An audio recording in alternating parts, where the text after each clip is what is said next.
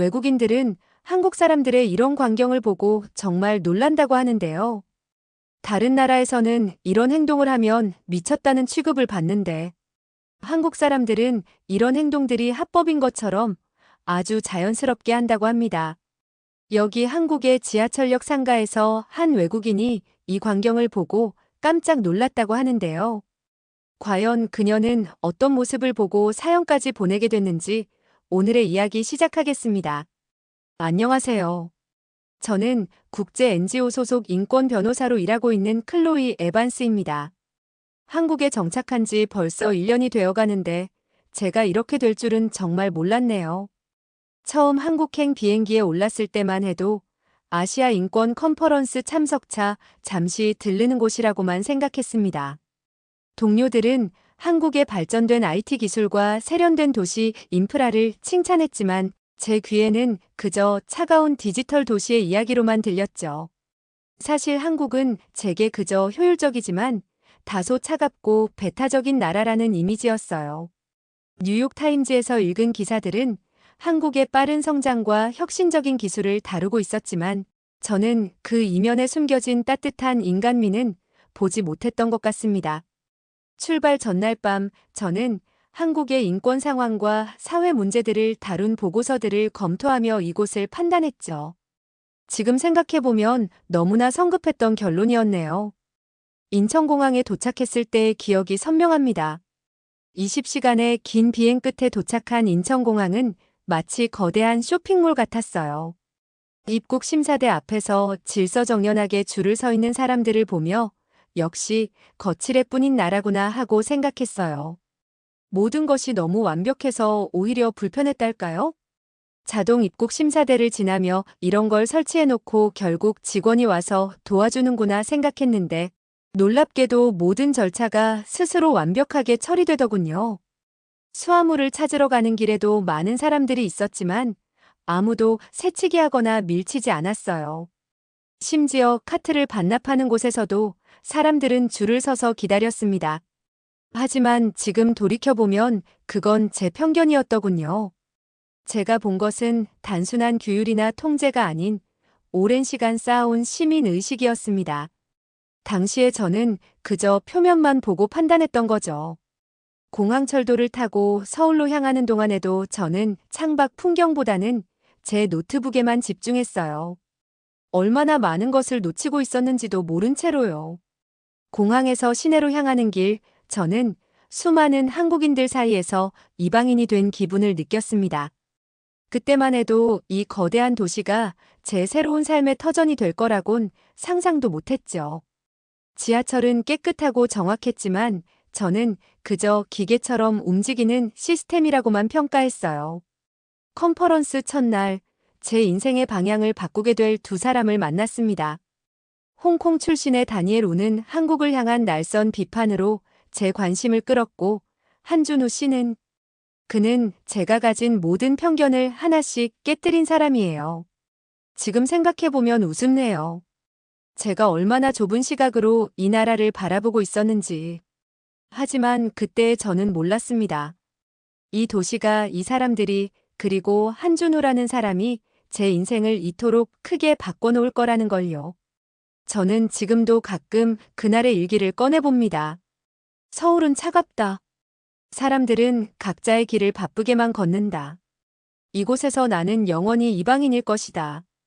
이렇게 적어놓은 문장들이 이제는 그저 서툴게 느껴지네요.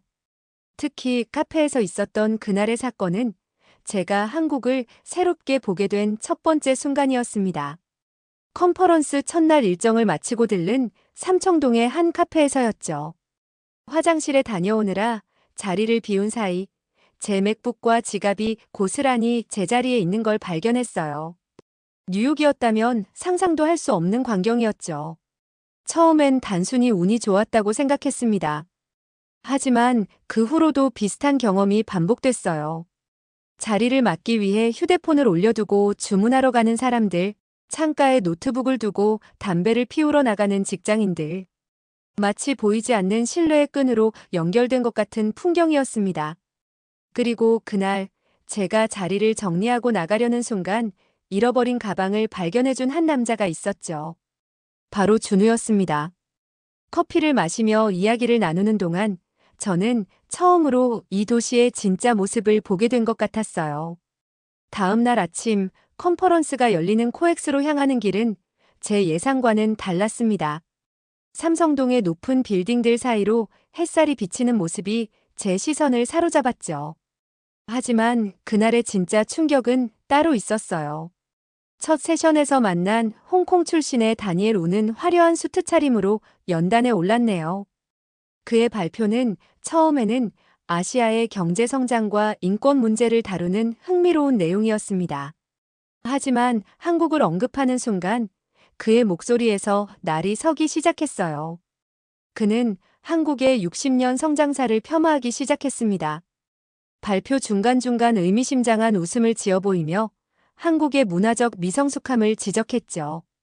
프레젠테이션 화면에는 홍콩과 서울의 야경을 대조적으로 보여주며 한국은 겉만 번지르르한 도시라는 뉘앙스를 풍겼어요.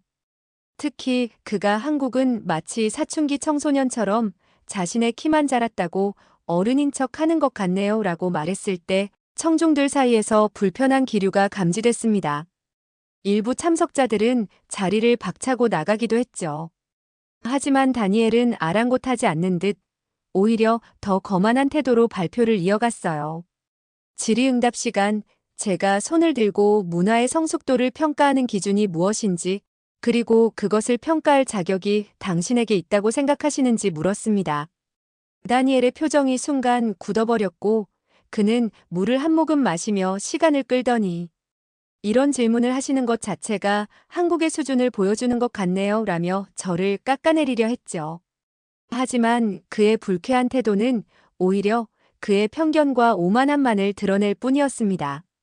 쉬는 시간, 어제 카페에서 만난 준우를 발견했네요. 그는 청중석 뒤쪽에서 무언가를 기록하고 있었습니다. 제가 다가갔을 때 그의 노트에는 다니엘의 발언을 반박할 만한 구체적인 자료들이 빼곡히 적혀 있었어요. 잠시 후 다니엘이 제게 다가와 한국에 대한 부정적인 견해를 늘어놓기 시작했습니다. 그때 준우가 차분하게 개입했죠. 그의 반박은 감정적이지 않았어요. 대신 구체적인 사례와 데이터를 바탕으로 한국의 현실을 설명했습니다. 준우의 말에는 특별한 힘이 있었어요. 그것은 자신의 나라를 향한 단순한 애국심이 아닌 철저한 관찰과 이해를 바탕으로 한 확신이었습니다. 다니엘은 그의 차분한 설명 앞에서 점점 말문이 막히는 듯 했네요. 세션이 다시 시작되기 전 준우는 제게 작은 쪽지를 건넸습니다. 그는 진짜 서울의 모습을 보여주고 싶다는 제안을 했어요. 그 순간 저는 이 도시를 새로운 시각으로 바라볼 기회가 찾아왔음을 직감했습니다. 오후 세션은 아시아의 인권 보호 체계를 다루는 발표들로 이어졌어요. 다니엘은 더 이상 논쟁을 벌이지 않았지만 그의 표정에서 여전히 불편한 기색이 역력했죠. 한 발표자가 홍콩과 한국의 사례를 비교하자 그는 자리를 박차고 나가버렸습니다. 컨퍼런스가 끝나갈 무렵 준우에게서 문자가 왔어요. 삼성동의 한 레스토랑 주소였죠. 하지만 약속 시간까지는 아직 여유가 있어서 저는 잠시 호텔에 들러 옷을 갈아입기로 했습니다. 컨퍼런스가 끝나고 저는 지하철을 타고 숙소로 돌아가는 길이었습니다. 그런데 한 정거장을 지났을 때 핸드폰이 보이지 않는 거예요. 순간 등줄기에 식은땀이 흘렀죠. 뉴욕에서라면 이미 포기했을 상황이었어요. 하지만 준우의 말이 떠올랐습니다. 그는 아까 한국의 분실물 처리 시스템을 설명하며 자부심을 보였었죠. 서울 지하철의 현금 반환율이 98%라는 그의 말이 머릿속에서 맴돌았어요. 반신반의한 마음으로 지하철 역무실을 찾아갔습니다. 그런데 놀라운 일이 벌어졌어요. 담당자는 제 당황한 표정을 보더니 영어로 천천히 상황을 설명해 주었고 곧바로 분실물 센터로 연락해 주었죠.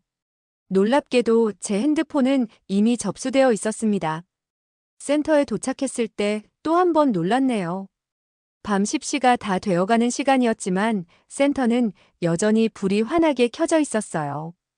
저처럼 물건을 찾으러 온 외국인들이 여럿 있었고 그들의 표정에서도 제가 느낀 것과 같은 감동이 읽혔습니다. 특히 인상적이었던 건 한 프랑스 관광객 가족이었어요. 그들은 명동에서 지갑을 잃어버렸다고 했는데 센터 직원이 컴퓨터로 검색해 보더니 금방 찾아주었죠. 지갑 안에 현금 25,000원과 신용카드, 심지어 영수증 한 장까지 그대로더군요. 그들은 서로를 껴안으며 기뻐했고 아버지는 눈물을 글썽이며 계속해서 땡큐를 반복했습니다. 제 옆자리에서는 싱가포르에서 온 대학생이 잃어버린 노트북을 찾고 있었어요. 그는 공항에서 이곳까지 오는 동안 가슴이 덜컥 내려앉는 기분이었다고 하더군요.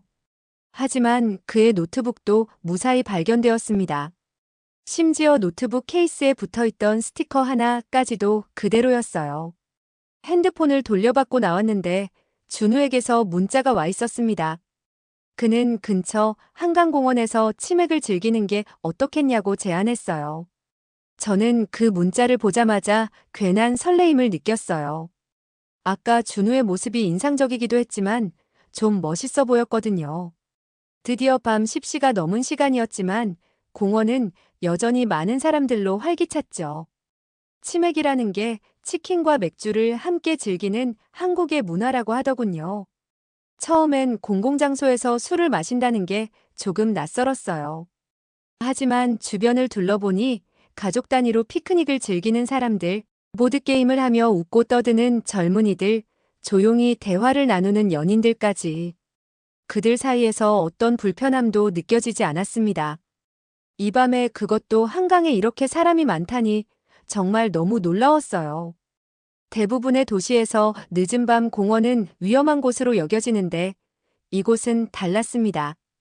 돗자리 위에서 도란도란 이야기 나누는 가족들, 강변을 따라 자전거를 타며 웃음소리를 내는 연인들, 친구들과 치맥을 즐기는 젊은이들까지 마치 거대한 야외 거실 같았죠. 더 놀라운 건 질서정연한 모습이었어요. 쓰레기는 모두 분리수거되고 술을 마시는 사람들도 절제된 모습을 보였죠. 강변을 따라 밤늦게까지 순찰을 도는 안전요원들의 모습도 인상적이었습니다.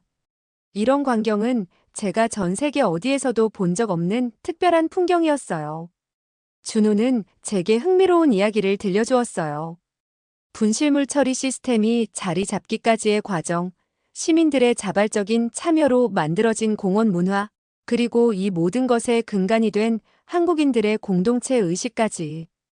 그의 이야기는 마치 도시의 숨겨진 심장 소리를 들려주는 것 같았죠. 강변의 밤바람을 맞으며 저는 문득 이런 생각이 들었습니다.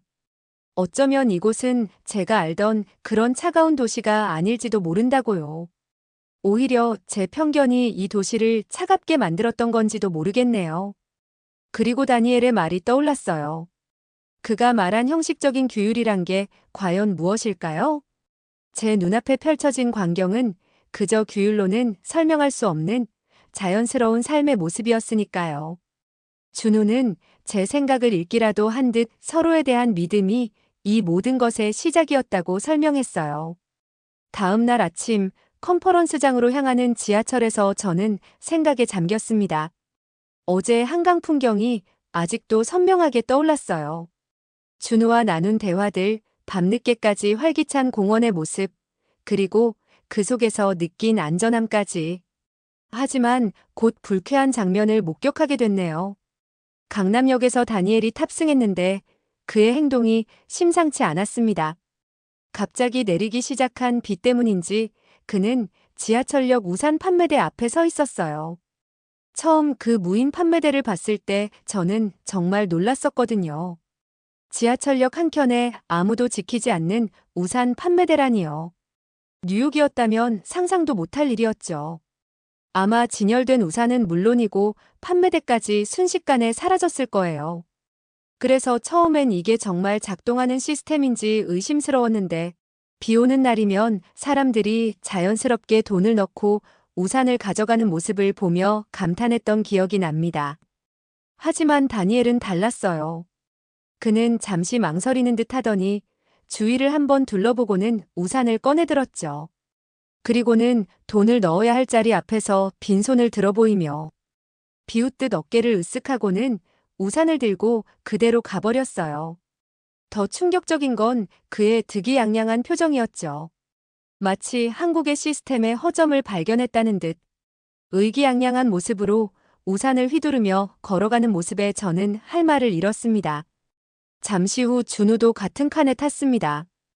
우리는 눈빛만으로도 방금 전의 상황을 공유할 수 있었어요. 준우는 조용히 다니엘에게 다가가 무인 판매대의 의미와 그것이 유지되는 이유에 대해 설명했습니다. 다니엘의 반응은 예상 밖이었어요. 그는 오히려 목소리를 높이며 이런 시스템은 어리석은 거야. 누군가는 반드시 이용해 먹기 마련이지라고 말하더군요. 그의 얼굴은 불그락푸르락했고 오히려 우리를 비난하듯 손가락질까지 했습니다. 이게 바로 한국의 한계야. 겉으로는 그럴듯해 보이지만 결국 허점투성이라고. 이런 걸로 선진국 행세를 하다니 우스워. 그는 계속해서 독서를 이어갔고 주변 승객들의 눈치도 보지 않은 채 목소리를 점점 더 높였어요. 마치 자신의 행동을 정당화하려는 것처럼 보였고 그 모습에서 어떤 왜곡된 우월감 같은 것이 느껴졌습니다. 그가 평소에 감추고 있던 한국을 향한 적대감이 한꺼번에 터져 나오는 것 같았어요. 그때 준우가 꺼낸 이야기가 제 마음을 울렸어요. 그의 차분한 목소리가 지하철 안을 울렸습니다. 1997년 외환위기 때 시민들이 자발적으로 금을 모아왔던 일, 당시 줄을 서서 기다리던 시민들의 모습, 할머니들이 손수 귀걸이를 뽑아 건넸던 장면들을 마치 그때 그 자리에 있었던 것처럼 생생히 들려주었어요. 2020년 코로나 시기에는 마스크가 부족했지만 서로 나눴으며 이웃을 배려했던 시민들의 이야기까지 차분히 설명해 주었죠. 다니엘의 표정이 순간 흔들렸습니다. 그의 눈동자가 흔들리기 시작했고 조금 전까지 뻣뻣하게 굳어있던 어깨에서도 긴장이 풀리는 게 보였어요. 준우의 이야기는 계속됐죠. 신뢰는 하루아침에 만들어지지 않아요. 우리는 수많은 시행착오를 겪으면서도 서로를 믿는 법을 배워왔습니다. 당신이 가져간 우산 하나는 별거 아닐 수 있죠. 하지만 그건 수많은 시민들의 작은 믿음이 모여 만든 소중한 약속이에요. 그리고 그 약속은 우리가 힘들 때마다 서로를 지탱해준 힘이었습니다. 지하철은 코엑스에 도착했고 다니엘은 아무 말 없이 내렸습니다. 하지만 그의 발걸음이 평소보다 무거워 보이더군요. 그는 한동안 플랫폼에 서서 무언가 생각하는 듯 했어요. 잠시 후 그가 천천히 에스컬레이터를 타고 올라가 우산값을 지불하러 역으로 되돌아가는 모습이 보였습니다. 그의 뒷모습에서 처음으로 진심 어린 겸손함이 느껴졌어요. 준우는 그런 다니엘을 보며 작은 미소를 지었습니다. 변화는 항상 작은 것에서 시작돼요. 그의 말에 저는 깊이 공감했죠. 어쩌면 우산 하나의 가격보다 더 값진 무언가가 그날 아침 우리 사이에서 일어난 것 같았어요. 그날 오후 컨퍼런스 마지막 세션이 끝난 후 저는 다니엘과 마주쳤습니다. 그는 혼자 카페 구석에 앉아 노트북을 들여다보고 있었어요. 아침과는 다른 어딘가 쓸쓸해 보이는 모습이었죠. 그의 앞에 놓인 커피는 식은 지 오래된 것처럼 보였고 평소에 당당하던 어깨는 축 처져 있었습니다. 제가 다가가자 그는 피곤한 표정으로 고개를 들었습니다. 그리고는 잠시 망설이더니 노트북을 제 쪽으로 살짝 돌렸어요. 그의 화면에는 홍콩의 한 비즈니스 지구 사진이 펼쳐져 있었습니다. 화려한 마천루들 사이로 석양이 비치는 풍경이었죠. 그는 잠시 그 사진을 바라보더니 깊은 한숨을 내쉬었어요. 여기서 제가 일했던 곳이에요. 5년을 바쳐 준비했던 프로젝트였죠. 그의 목소리에서는 처음 듣는 약간의 떨림이 느껴졌고 그러면서 그가 들려준 이야기는 제가 전혀 예상하지 못했던 것이었습니다. 2019년 그는 홍콩에서 유망한 스타트업을 운영하고 있었어요. 하지만 시위 사태가 격화되면서 투자자들이 하나둘 발을 빼기 시작했고 결국 한국으로 본사를 옮기기로 결정했다고 합니다. 다니엘의 프로젝트는 그렇게 좌초되었죠. 더 아픈 이야기도 있었습니다. 그의 누나는 홍콩 시위 당시 민주화 운동에 적극적으로 참여했다가 한국으로 망명했다고 해요. 격렬했던 시위 현장에서 그의 누나는 학생들을 이끄는 리더 중 한 명이었고 결국 그 일로 인해 홍콩을 떠나야만 했다고 합니다. 지금은 서울의 한 시민단체에서 일하고 있다는 누나. 이야기를 하는 그의 목소리에서 처음으로 날이 서지 않은 복잡한 감정이 느껴졌습니다. 다니엘은 한동안 컵만 만지작거리며 말을 잇지 못했어요. 그러다 조용히 한국에 대한 자신의 감정을 털어놓았습니다. 처음에는 한국이 그저 미웠다고 해요. 투자자들도 회사도 심지어 누나까지 모든 것을 앗아간 것 같아서 견딜 수 없었다고 합니다. 하지만 아침에 있었던 일 이후로 그의 마음에 작은 변화가 생긴 것 같았어요. 준우의 이야기를 듣고 나서 깨달은 것들이 있다며 그동안 자신은 잃어버린 것들에만 집착한 채 앞으로 나아갈 수 있는 기회마저 외면했던 것 같다고 고백했습니다. 창밖으로 석양이 지고 있었어요. 다니엘은 조용히 휴대폰을 꺼내더니 누나에게 전화를 걸었습니다. 오랫동안 연락하지 않았던 듯 했어요. 저는 자리를 피해주려 했지만 그가 제게 잠시 기다려달라고 눈짓을 했습니다. 그의 목소리에는 오전의 날이 선 모습은 찾아볼 수 없었어요. 떨리는 목소리로 누나에게 연락했고 처음으로 진심 어린 대화를 나누는 모습이었습니다. 한참의 통화가 끝나고 그는 누나와 주말에 만나기로 했다고 했어요. 저는 그에게 서울에서 꼭 가봐야 할 곳들을 추천해 주었죠. 그는 쑥스러운 듯 웃으며 고마워했고 이제는 이 도시를 다른 시선으로 보고 싶다고 했습니다. 그리고 다음 날 주말을 맞아 준우는 저를 광화문 일대로 안내했습니다. 그곳에서 그는 한국의 민주화 과정을 설명해 주었어요. 수많은 시민들이 하나 되어 만들어낸 변화의 순간들을 듣다 보니 이 도시가 새롭게 보이기 시작했습니다. 광장 한켠에는 작은 전시회가 열리고 있었어요. 시민의 힘이라는 주제로 1980년대부터 현재까지의 사진들이 전시되어 있었죠. 그중 가장 인상적이었던 건 1987년 6월 시위대와 2016년 촛불 집회 사진이 나란히 걸려있는 모습이었습니다. 준우는 차분한 목소리로 설명을 이어갔어요. 우리는 광화문 광장 한켠의 오래된 찻집에 앉아 있었습니다. 따스한 햇살이 창가로 들어오는 그곳에서 그는 한국이 걸어온 길을 들려주었죠. 차를 한 모금 마시며 1997년 외환위기 이야기를 꺼냈을 때 그의 눈빛이 달라졌어요. 당시 초등학생이었던 준우는 금 모으기 운동에 참여하기 위해 어머니와 함께 긴 줄을 섰다고 합니다. 처음에는 그저 어머니를 따라 나선 것뿐이었는데 그날 본 광경은 지금까지도 선명하다고 하더군요. 할머니들은 수십 년간 간직해온 귀걸이를 떼어주었고 신혼부부들은 예물을 내놓았다고 해요. 그때 준우는 처음으로 우리라는 말의 의미를 이해했다고 합니다. 그의 이야기를 들으며 저는 문득 오늘 아침 다니엘과 있었던 일이 떠올랐어요. 잠시 후 우리는 거리로 나섰습니다. 옛 궁궐 돌담을 따라 걸으며 준우는 자신이 문화 콘텐츠 제작자가 된 계기를 이야기했어요. 어린 시절의 그 기억이 그를 지금의 길로 이끌었다고 합니다. 단순한 관광 상품이 아닌 진짜 한국의 이야기를 세상에 들려주고 싶었다고 하더군요. 석양이 돌담에 긴 그림자를 들이울 무렵 우리는 작은 한옥 카페에 들렀습니다. 처마 끝에 달린 풍경이 미풍에 흔들리며 은은한 소리를 냈어요. 준우는 차를 마시며 앞으로의 계획을 이야기했습니다. 그의 눈빛에는 처음 봤던 날처럼 반짝이는 열정이 담겨 있었어요. 돌담길 끝에서 바라본 도시는 마치 시간의 조각들을 맞춰놓은 듯 했습니다. 고궁의 기와지붕 너머로 현대식 빌딩들이 보였지만 어색하지 않았어요. 오히려 그 대비가 서울만의 독특한 이야기를 들려주는 것 같았습니다. 컨퍼런스가 끝나갈 무렵 전혀 예상하지 못한 일이 일어났어요. 컨퍼런스 마지막 날 NGO 관계자들과의 만찬 자리에서 서울 지부장님이 제게 제안을 하셨습니다. 한국의 인권 보호 체계를 연구하고 아시아 전역에 적용할 수 있는 모델을 만들어 보는 게 어떻겠냐고요. 처음에는 당황스러웠어요. 하지만 이 며칠간 제가 보고 느낀 것들이 머릿속을 스쳐 지나갔습니다. 높은 빌딩 숲속에서도 따뜻함을 잃지 않은 시민들, 서로에 대한 신뢰를 바탕으로 돌아가는 시스템, 그리고 전통과 현대가 조화롭게 공존하는 모습까지. 그날 밤 한강공원에서 준우를 만났어요.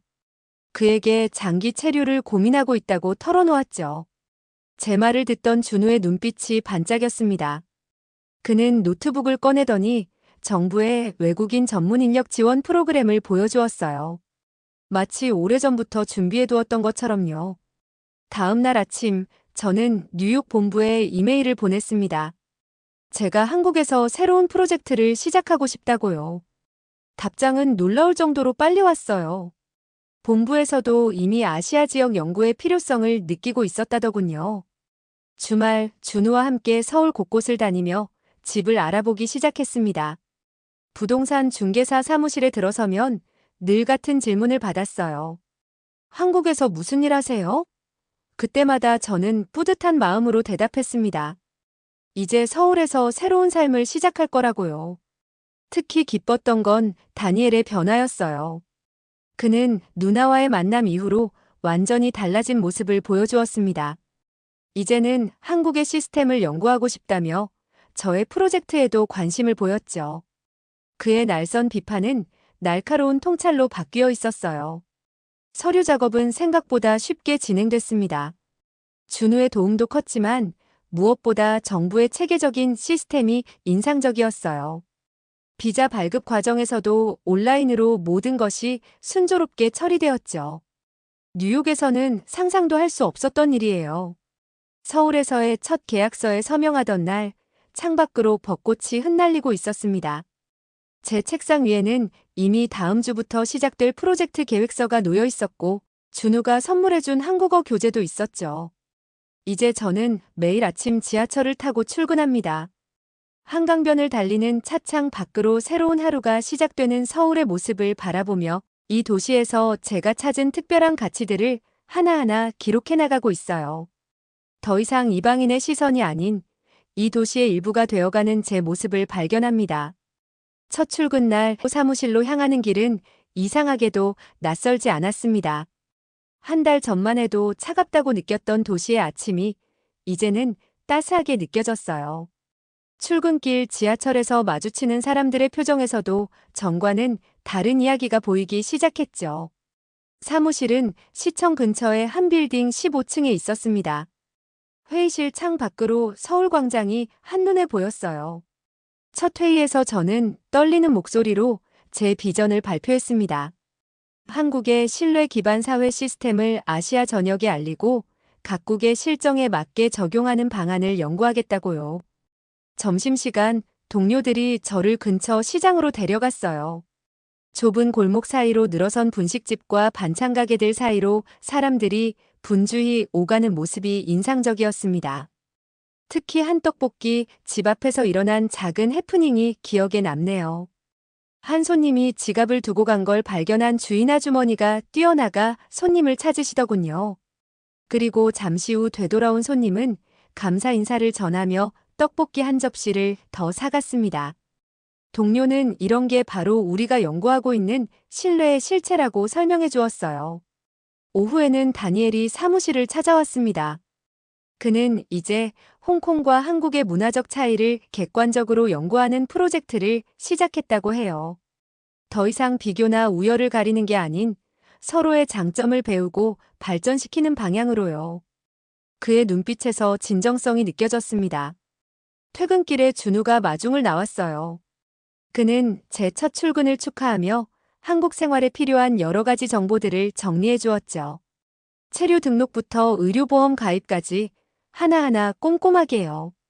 특히 인상 깊었던 건 그가 제가 지낼 동네의 주민센터 직원분과 미리 이야기를 해두었다는 거예요. 한강공원에서 치맥을 즐기며 준우는 제게 한글 공부를 도와주겠다고 했습니다. 그의 진지한 눈빛을 보며 문득 이 도시에서 시작될 제 새로운 이야기가 기대되기 시작했어요. 강변의 밤바람이 불 때마다 제 마음속에도 설렘이 일렁였습니다. 이제 저는 매일 아침 창문을 열며 다짐해요. 이곳에서 찾은 소중한 가치들을 더 많은 사람들과 나누겠다고요. 그리고 앞으로도 계속해서 이 특별한 도시가 들려주는 이야기에 귀 기울이겠다고요. 시간이 흐르며 저는 점점 더 깊이 이해하게 됐습니다. 신뢰는 하루아침에 만들어지지 않지만 작은 믿음들이 모여 큰 변화를 만들어낸다는 사실을요. 그리고 저는 지금 그 변화의 한가운데서 새로운 이야기를 시작하고 있습니다. 오늘 클로에의 사연 어떻게 들으셨나요? 한국에서의 생활도 준우와의 사랑도 응원하겠습니다. 오늘의 사연이 마음에 들었다면 구독과 좋아요 눌러주세요. 다음 사연 바로 시작하겠습니다. 이 영상은 실제 임영웅 미국 LA 콘서트장의 장면입니다. 정말 놀랍지 않나요? 한국의 트로트가 이렇게 세계에서 사랑받는다니 정말 자랑스럽습니다. 이 콘서트장에서 미국인 여성이 정말 놀라운 광경을 목격했다고 저희 채널에 사연을 보내왔는데요. 그녀에게는 과연 어떤 사연이 있었는지 오늘의 사연 시작하겠습니다. 안녕하세요.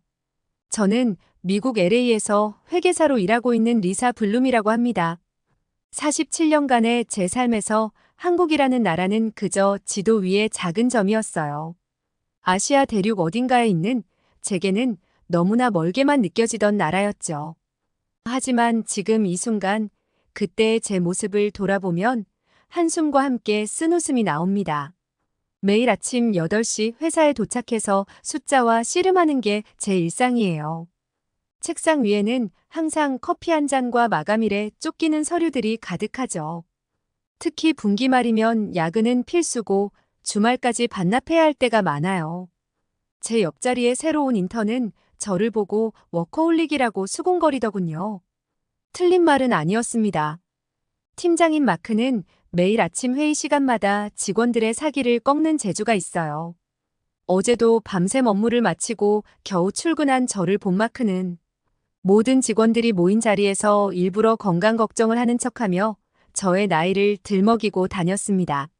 주변 동료들의 불편한 시선과 안쓰러운 눈빛이 느껴졌지만 저는 그저 무덤덤한 표정을 지었죠.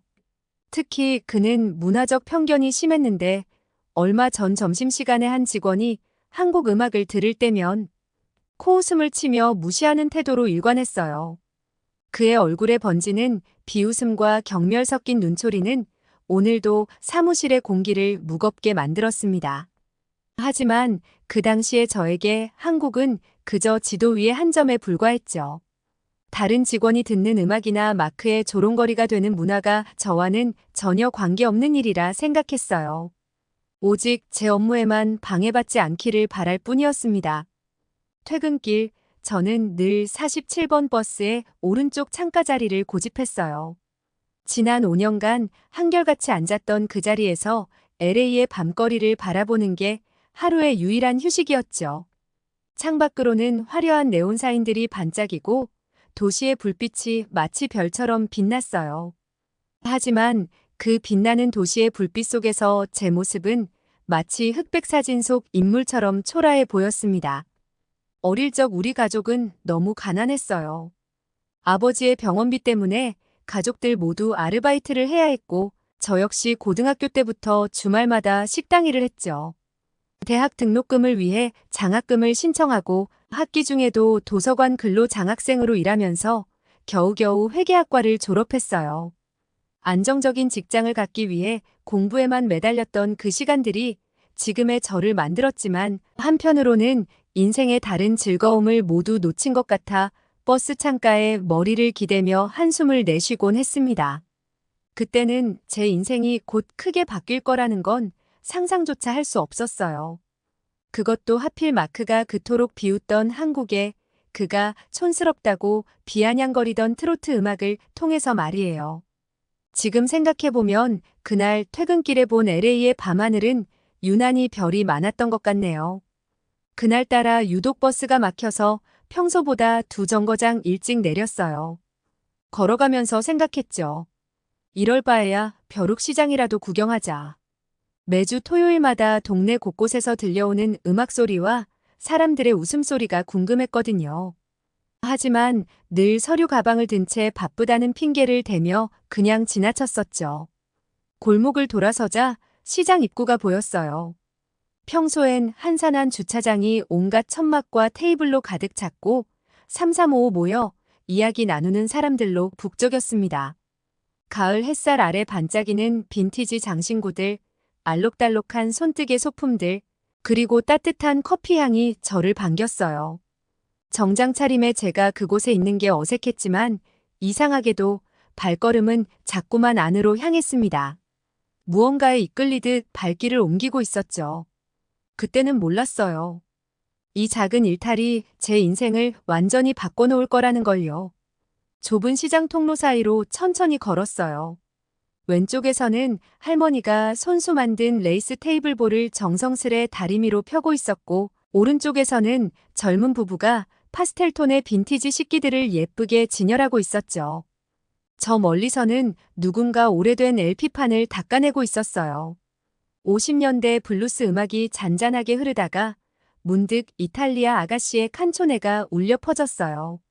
마치 시간과 공간을 넘나드는 기분이었죠.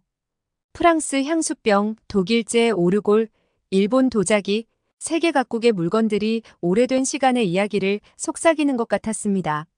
그러다 문득 모든 것이 멈춘 듯한 순간이 찾아왔어요. 시장 구석 작은 레코드샵에서 들려오는 낯선 선율에 발걸음이 자연스레 멈췄죠.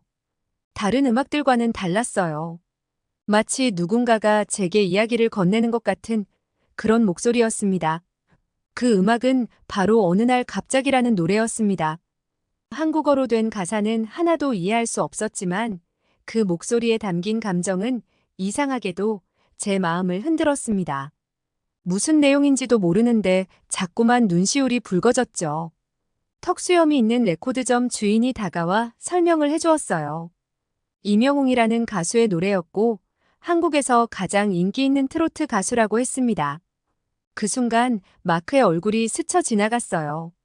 매일 아침 회의 시간마다 한국 음악을 들으면 촌스럽다며 비웃던 그가, 특히 트로트를 들으면 한심하다는 눈빛을 보내던 그가 떠올랐죠. 하지만 이 노래는 달랐어요. 알 수 없는 가사 속에서도 진심이 느껴졌고 그 목소리에 담긴 따뜻함이 제 마음 깊은 곳을 어루만지는 것 같았습니다. 그동안 단 한 번도 관심 없던 한국 음악이, 그것도 트로트라는 장르가 이렇게 저를 붙잡을 줄은 몰랐어요.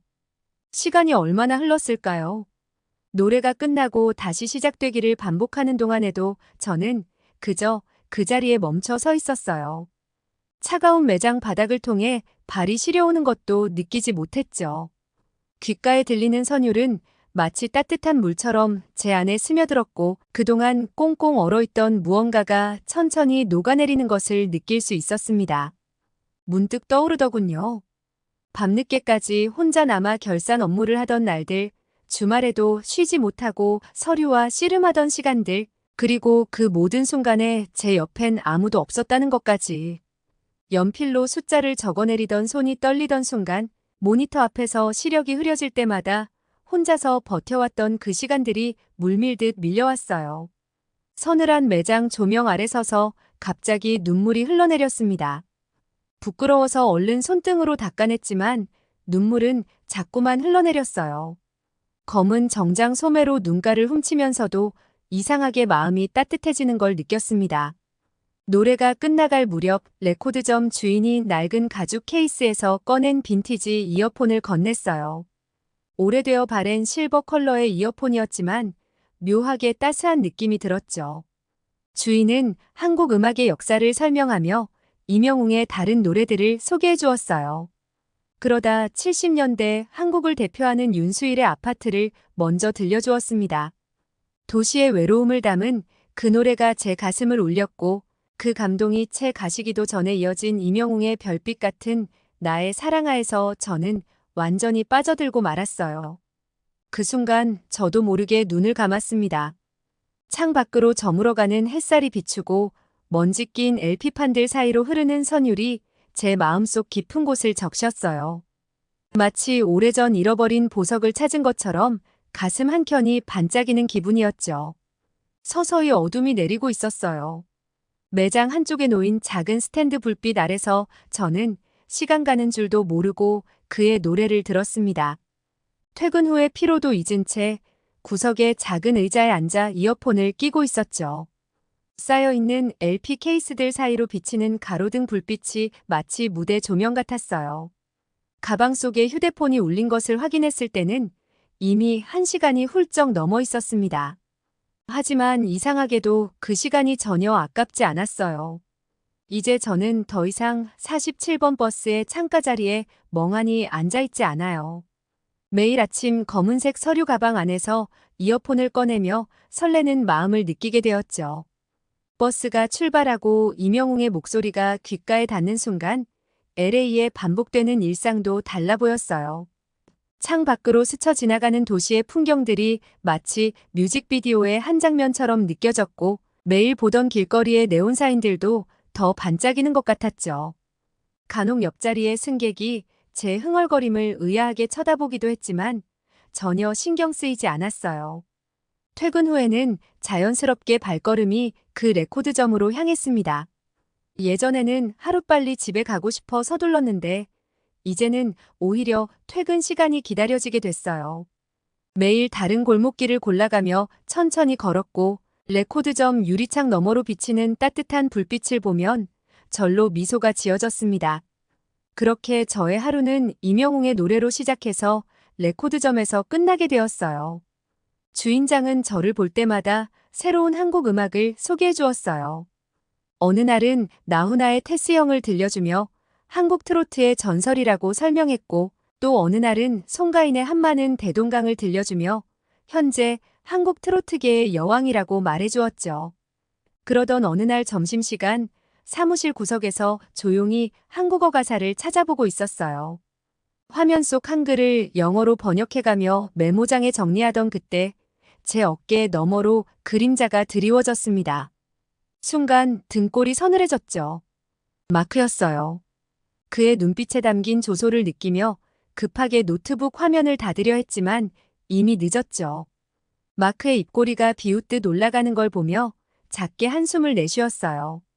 하지만 그 순간 제 이어폰에서 흘러나오던 별빛 같은 나의 사랑아의 후렴구가 사무실에 울려 퍼졌습니다. 실수로 빠진 이어폰 잭 때문이었죠. 갑작스러운 음악 소리에 사무실이 순간 정적에 빠졌어요. 마크의 얼굴에서 조소가 살짝 흔들렸고 그의 시선이 제 노트북 화면에 고정되었습니다. 번역해둔 가사가 그의 눈에 들어온 걸까요? 그가 코웃음을 치며 중얼거렸어요. 마치 어린아이의 낙서를 보는 듯한 그 눈빛이 불편했지만 저는 모른 척 계속 가사를 적어내려갔죠. 별빛 같은 나의 사랑아의 의미를 찾아가던 그 순간이 너무 소중했거든요. 하지만 마크는 쉽게 지나가지 않았어요. 주변 동료들에게 큰 소리로 이야기하기 시작했죠. 회계사가 이제는 한국 트로트에 빠져 점심시간까지 낭비한다고요. 동료들의 웃음소리가 등 뒤로 들려왔지만 저는 그저 이어폰 볼륨을 조금 더 높였을 뿐이었죠. 그리고 주말이면 유튜브에서 임영웅의 영상을 찾아보는 게 일과가 되었어요. 그의 무대를 보며 놀라웠죠. 한 소절 한 소절에 담긴 진심이 화면을 넘어 전해져 왔으니까요. 특히 사랑은 늘 도망가를 부르는 무대에서는 그의 눈빛에서 진심이 느껴져 가슴이 저렸습니다. 한국어를 하나도 모르면서 이렇게 마음이 움직일 수 있다는 게 신기했어요. 제가 좋아하는 팝송들도 많았지만 이렇게 깊은 울림을 준 적은 없었거든요.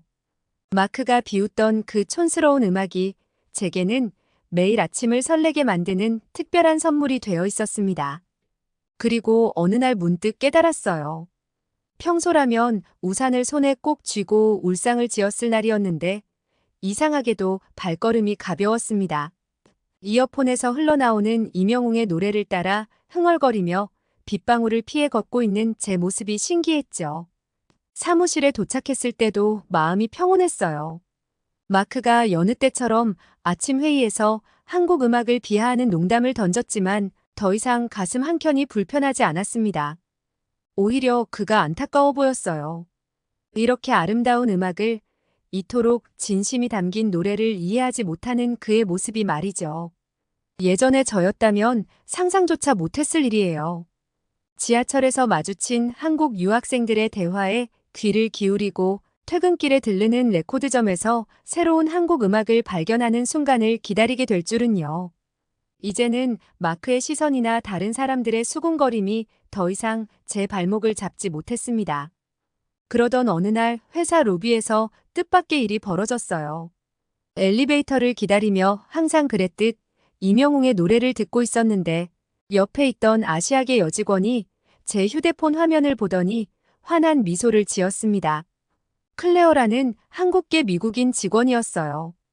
평소에는 인사만 스치듯 나누던 사이였죠. 그녀가 제 취향을 알게 된 그날부터 점심시간이 달라졌어요. 클레어는 저에게 한국의 다양한 음악과 문화를 소개해 주었고, 때로는 노래 가사의 의미도 설명해 주었죠. 그날 아침 회의실의 공기는 유난히 차가웠어요. 마크는 평소보다 더 굳은 표정으로 회의를 시작했고, 그의 날카로운 시선이 저와 클레어를 향해 있었습니다. 회의가 끝나갈 무렵 갑자기 마크가 테이블을 세게 내리치는 소리가 회의실에 울려 퍼졌어요. 순간 모든 것이 얼어붙었죠. 마크의 얼굴에는 혐오감이 가득했고 그의 목소리에서는 도끼가 느껴졌어요. 미국 회사에서 이상한 외국 음악을 듣고 알 수 없는 언어로 대화하는 것이 업무 효율을 떨어뜨린다는 이야기를 쏟아냈습니다. 특히 그의 손가락이 클레어를 향했을 때는 숨이 멎는 것 같았어요. 아시아계 직원을 향한 그의 경멸적인 표정과 행동은 단순한 업무적 지적이 아닌 명백한 인종차별이었죠. 회의실의 공기는 순식간에 얼어붙었고 몇몇 동료들은 불편한 듯 고개를 숙였습니다. 마지막으로 그는 저를 향해 날을 세웠어요. 제가 이상한 취미에 빠져 업무에 소홀해지고 있다며 실망스럽다는 말을 내뱉었죠. 그의 목소리에는 독사의 혀끝 같은 날카로움이 묻어났고 그 말 한마디 한마디에는 깊은 편견과 혐오가 가득했습니다. 마크의 날선 발언이 끝나자 회의실은 무거운 침묵에 빠졌어요.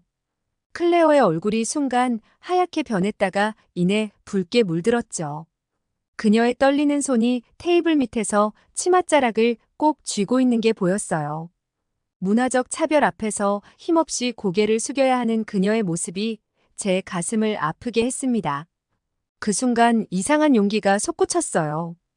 예전에 저였다면 고개를 숙이고 침묵으로 일관했겠지만 이명웅의 노래를 통해 배운 진정성과 용기가 가슴속에서 불처럼 타올랐습니다. 천천히 자리에서 일어났어요. 떨리는 목소리였지만 또렷하게 제 생각을 전했죠. 진정한 음악의 가치는 국경을 넘어선다고, 서로 다른 문화를 이해하고 배우는 것이야말로 우리를 더 나은 사람으로 만든다고 말했어요. 회의실의 공기가 순식간에 바뀌었죠. 동료들의 놀란 시선이 느껴졌고 마크의 얼굴은 점점 굳어갔어요. 그리고 무언가가 일어났습니다. 한 명, 두 명, 동료들이 조용히 고개를 끄덕이기 시작했어요. 클레어의 눈에는 어느새 눈물이 고여 있었지만 그것은 더 이상 수치심의 눈물이 아닌 감동의 눈물이었죠. 마크의 오만한 표정이 순간 흔들리는 것을 보며 저는 처음으로 제가 한 일에 자부심을 느꼈습니다. 점심시간이 되면 우리 자리는 작은 문화공간으로 변했어요.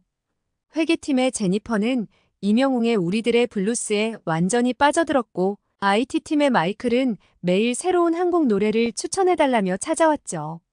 심지어 인사팀의 수자는 자신의 10대 딸과 함께 한국 음악을 듣게 되었다며 환하게 웃었어요. 클레어는 이제 더 이상 혼자가 아니었습니다. 그녀가 들려주는 한국 문화 이야기에 모두가 귀를 기울였고 때로는 서투른 발음으로 한국어 가사를 따라 부르며 웃음꽃이 피었죠. 우리만의 작은 커뮤니티가 만들어진 거예요. 하지만 마크의 모습은 달라졌어요. 그의 사무실에서 우리를 바라보는 시선은 전보다 더 차갑고 날카로워졌습니다.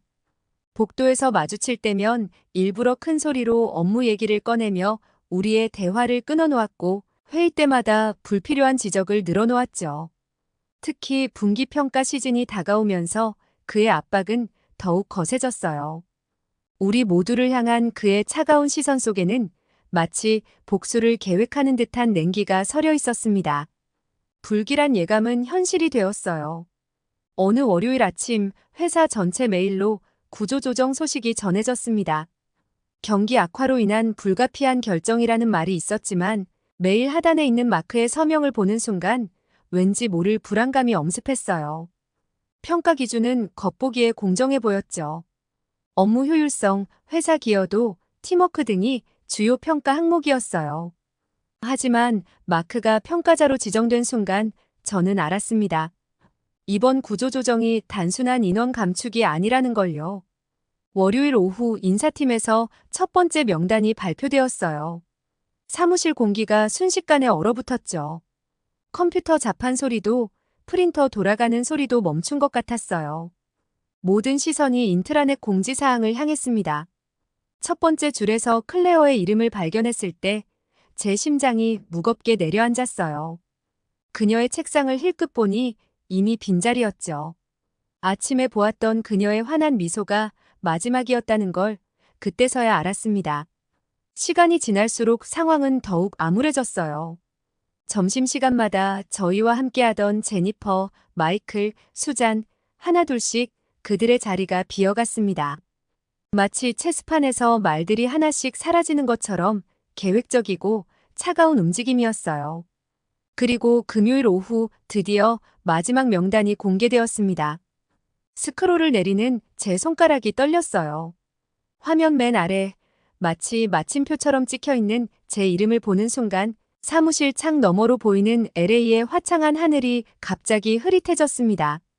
제 책상 위 임영웅의 음악이 담긴 이어폰이 햇빛에 반짝였지만 그 어느 때보다 쓸쓸해 보였어요. 퇴근 후 집으로 가는 버스에서 이어폰을 꽂았어요. 임영웅의 이제 나만 믿어요가 흘러나왔죠. 평소에는 힘이 되어주던 그 목소리가 오늘따라 더욱 쓸쓸하게 들렸어요. LA의 밤거리는 여전히 화려했지만 창문에 비친 제 얼굴은 그 어느 때보다 지쳐 보였습니다. 하지만 이상하게도 절망감은 들지 않았어요. 오히려 마음 한켠에서 작은 불꽃 같은 것이 일었죠. 그동안 임영웅의 노래를 들으며 배웠던 것들, 포기하지 않는 마음가짐, 역경 속에서도 꿈을 잃지 않는 용기, 그 모든 것들이 제 안에서 조용히 타오르고 있었어요. 집에 도착해서 처음으로 이력서를 업데이트했습니다. 그동안 미뤄두었던 자격증 공부도 다시 시작했어요. 어쩌면 이번 일이 새로운 시작이 될 수도 있겠다는 생각이 들었죠. 주말 내내 멍하니 지내고 있을 때였어요. 오랜 친구 조나단에게서 전화가 걸려왔습니다. LA에서 열리는 임영웅 콘서트 소식을 전해주려는 거였죠. LA 최대 공연장에서 열리는 아시아 투어 콘서트라고 했어요. 조나단은 제가 실직 소식을 들었다며 기운내라는 의미로 티켓을 보내주겠다고 했습니다.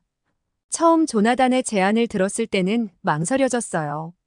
책상 위에 놓인 고지서들과 통장 잔고를 보며 한숨만 나왔죠. 실직자의 콘서트 관람이라니 현실성 없는 이야기처럼 들렸습니다. 하지만 메일함을 열어본 순간 모든 것이 달라졌어요. 화면 속 VIP석 티켓이 마치 보석처럼 반짝였습니다. 무대와 가장 가까운 어구역 3열, 그것도 통로 쪽 좌석이었죠. 콘서트 티켓 가격을 검색해보니 $300가 넘는 프리미엄 좌석이었어요. 조나단은 제가 좋아하는 가수를 가장 가까이에서 만날 수 있도록 최고의 자리를 선물해 준 거였습니다. 티켓 확인 메일을 읽어내려가는 동안 눈시울이 뜨거워졌어요. 며칠째 잊고 지냈던 따뜻한 감정이 가슴 한켠에서 피어올랐죠. 실직의 무게로 무겁던 어깨가 조금은 가벼워지는 기분이었습니다. 공연장으로 향하는 차 안에서 내내 심장이 떨렸어요. 공연장이 보이기 시작하자 놀라움은 더욱 커졌습니다. LA 최대 공연장 주변은 이미 인파로 가득했죠. 주차장은 물론이고 거리까지 사람들로 넘쳐났어요. 마치 거대한 인간 물결과도 같았습니다. 검은 머리, 금발, 곱슬머리, 다양한 인종의 팬들이 뒤섞여 웃고 떠들며 입장을 기다리고 있었어요. 한국어로 쓰인 현수막과 LED 응원봉이 사방에서 반짝였고 누군가는 한국 국기를 들고 있었죠. 심지어 임영웅의 얼굴이 프린트된 티셔츠를 맞춰 입은 가족들도 보였어요. VIP 입구에 도착하자 또 다른 광경이 펼쳐졌습니다. 정장 차림의 중년 신사부터 교복 입은 듯한 아시아계 학생들까지 저처럼 긴장된 표정으로 줄을 서 있었어요. 제자리에 앉았을 때는 놀라움이 절정에 달했죠. 2만 명을 수용하는 공연장이 물결치듯 끝없이 이어져 있었거든요. 특히 옆자리의 할머니는 제 시선을 사로잡았어요. 흰 머리를 단정하게 빗어 넘기신 그녀는 임영웅의 우리들의 블루스를 완벽한 발음으로 흥얼거리고 계셨죠. 그녀의 무릎 위에는 오래된 듯한 응원 플래카드가 놓여 있었어요. 그 모습이 마치 제 미래를 보는 것만 같았습니다. 공연장 로비에서 음료를 사려고 줄을 서 있을 때였어요.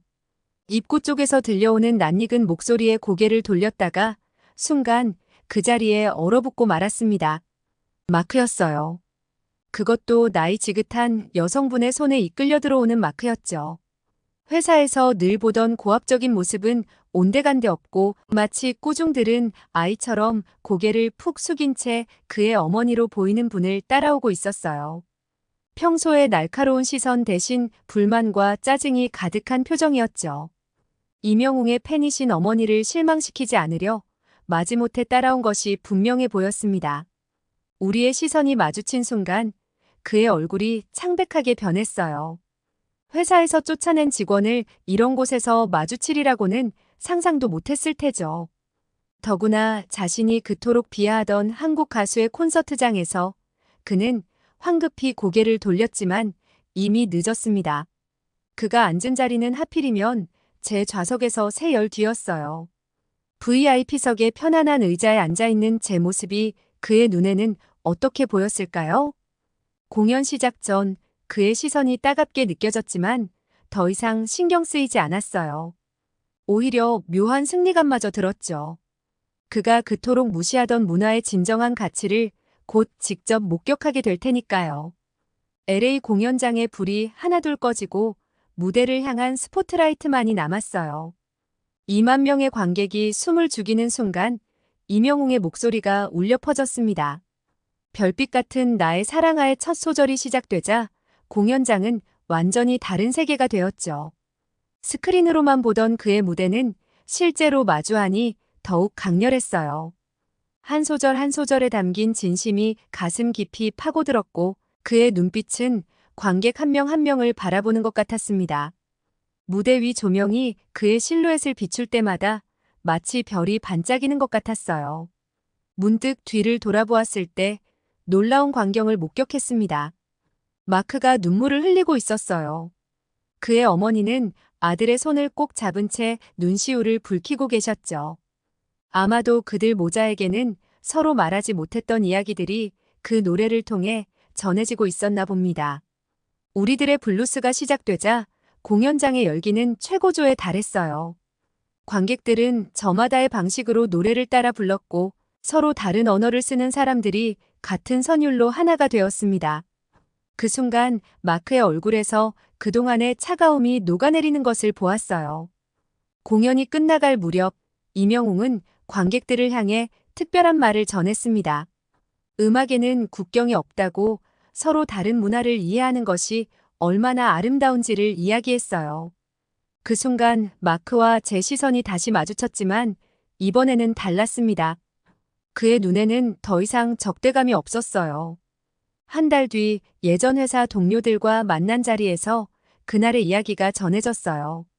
마크가 한국 문화를 그토록 혐오하던 사람이 임영웅의 콘서트장에서 목격되었다는 이야기는 순식간에 회사 전체로 퍼져나갔다고 했습니다. 특히 그가 어머니 손에 이끌려 들어오는 모습이 전해지면서 그동안의 고압적인 태도가 무색해졌다는 이야기였죠. 더 놀라운 건 그 이후였어요.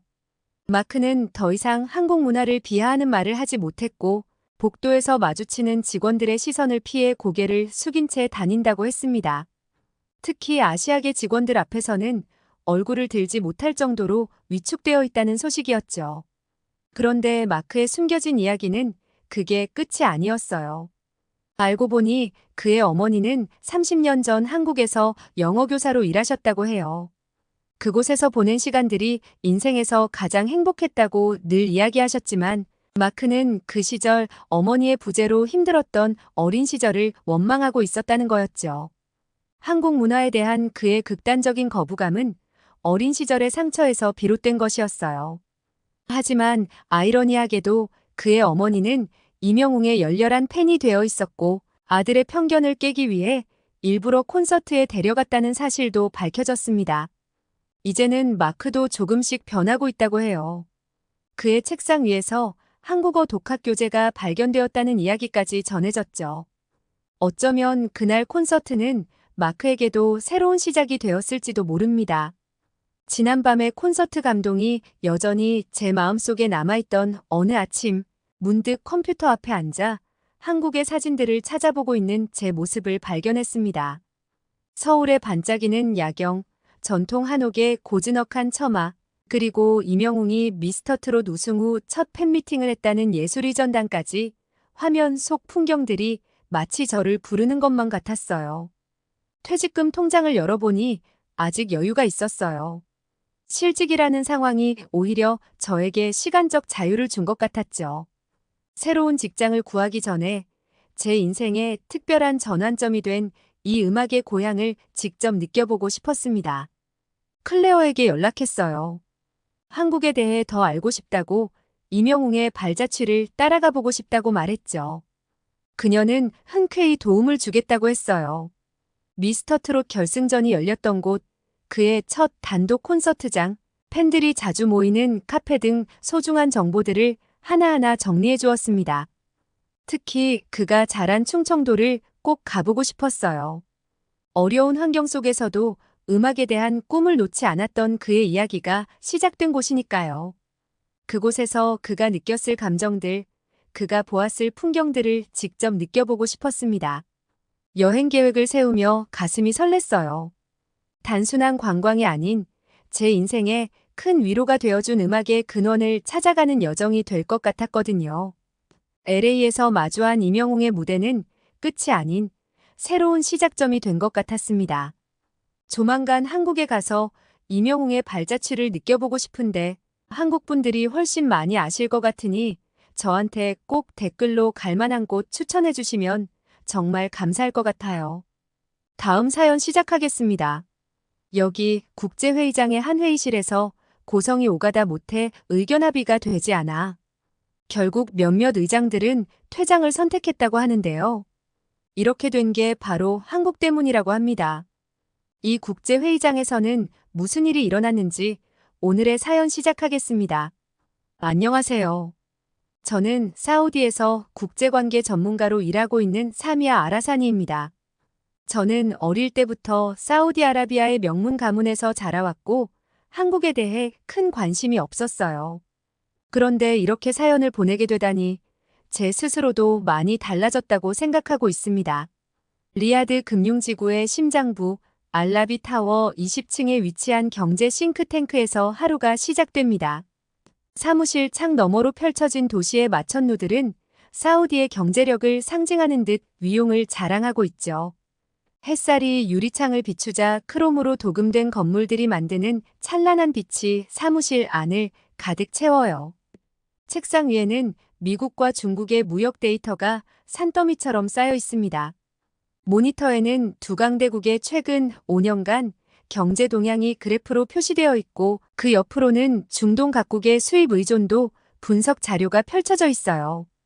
아라비아 커피 한 잔을 마시며 창 밖을 바라보니 저 마천루들처럼 높이 성장하고 있는 중동의 경제가 떠오르네요. 특히 오늘은 방위산업과 첨단 기술 분야의 의존도 분석에 집중하고 있습니다. 바레인, UAE, 카타르 등 주변국들의 데이터를 살펴보며 새로운 돌파구를 찾아야 할 시점이 왔음을 실감하죠. 강대국들 사이에서 중동이 나아가야 할 길을 찾는 일이 쉽지는 않지만 이것이 바로 제가 맡은 중요한 임무였어요. 킹 압둘라 국제회의장의 웅장한 회의실, GCC 정기회담이 열리던 그날은 평소와는 다른 긴장감이 감돌았어요. 회의장 중앙의 원형 테이블에는 각국의 대표들이 자리를 잡고 있었고 벽면의 대형 스크린에는 각국의 경제 지표가 차례로 표시되고 있습니다. GCC 정기회담이 중반을 향해 달려가던 그때 이란과의 경제 협력 방안을 논의하던 중이었습니다. 그런데 갑자기 쿠웨이트 대표가 한국을 새로운 전략적 파트너로 제안했어요. 순간 저는 귀를 의심했죠. 아시아의 작은 반도 국가, 불과 60년 전만 해도 세계에서 가장 가난한 나라였던 곳이 우리의 파트너라니. 제 머릿속에는 한국에 대한 단편적인 이미지만이 스쳐 지나갔습니다.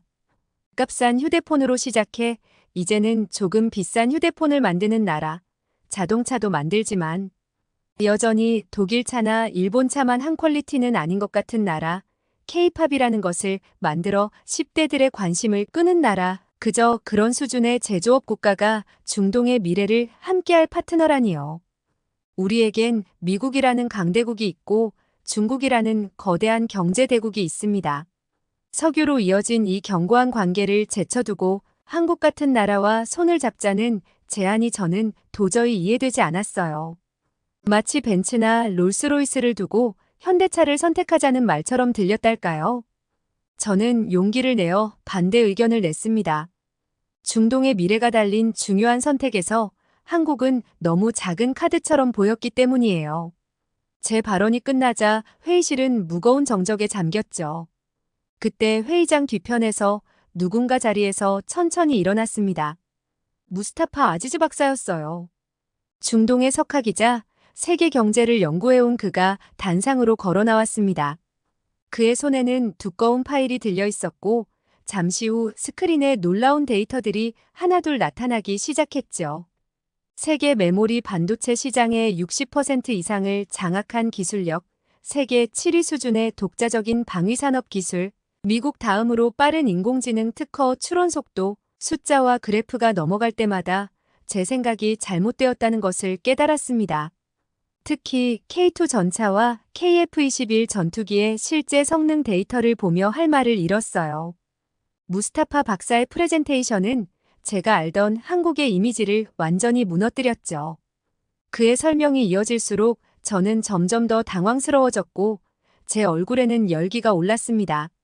중동의 새로운 미래를 위한 최적의 파트너가 바로 눈앞에 있었다는 사실을 그제서야 알게 된 것이죠. 돌이켜보면 제가 얼마나 편협한 시각으로 세상을 바라보고 있었는지 부끄러워집니다. 국제관계 전문가라는 사람이 한 나라를 이토록 피상적으로 판단했다는 사실이 전문가로서의 제 자질까지 의심스럽게 만들었어요. 특히 무스타파 박사의 발표 자료들을 하나하나 다시 검토하면서 제가 얼마나 구시대적인 편견에 사로잡혀 있었는지 깊이 반성하게 됐습니다. 단순히 소비재 제조국이라고만 생각했던 한국이 사실은 첨단 기술의 최전선에서 세계를 선도하고 있었죠. 더 부끄러웠던 것은 제가 가진 선입견이 단순한 무지에서 비롯됐다는 점이에요. 충분한 조사도 하지 않은 채 막연한 인상만으로 한 나라의 가치를 재단했던 것입니다. 국제관계 전문가로서 이런 피상적인 판단을 했다는 사실이 전문가로서의 제 자부심에 큰 상처를 주었죠. 회의가 끝나고 사람들이 하나둘 자리를 뜰 때였습니다. 무스타파 박사님이 조용히 저를 불러세웠어요. 평소의 온화한 미소는 찾아볼 수 없었고 깊은 주름 사이로 실망감이 묻어나는 듯 했죠. 국제회의장 옆 라운지로 이동하는 동안 무거운 침묵이 이어졌습니다. 진한 아라비아 커피가 테이블 위에 놓였지만 박사님은 한동안 말씀을 않으셨어요. 그러다 깊은 한숨을 내쉬시며 입을 여셨습니다. 사미야, 오늘 당신의 발언을 듣고 적잖이 놀랐소. 국제관계 전문가가 그것도 젊은 세대가 이토록 편협한 시각과 무지를 드러낼 수 있다는 사실이 충격적이었습니다.